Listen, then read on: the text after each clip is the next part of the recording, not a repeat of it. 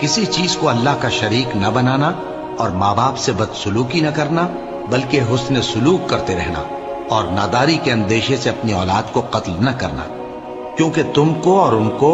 ہم ہی رزق دیتے ہیں، اور بے حیائی کے کام ظاہر ہو یا پوشیدہ ان کے پاس نہ پھٹکنا،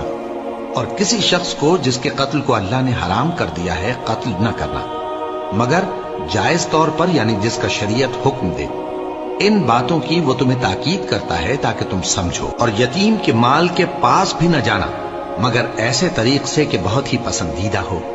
یہاں تک کہ وہ جوانی کو پہنچ جائے، اور ناپ اور تول انصاف کے ساتھ پوری پوری کیا کرو۔ ہم کسی کو ذمہ دار نہیں بناتے مگر اس کی طاقت کے مطابق، اور جب کسی کی نسبت کوئی بات کہو تو انصاف سے کہو، گو کہ وہ تمہارا رشتہ دار ہی ہو، اور اللہ کے عہد کو پورا کرو۔ ان باتوں کا اللہ تمہیں حکم دیتا ہے تاکہ تم نصیحت قبول کرو،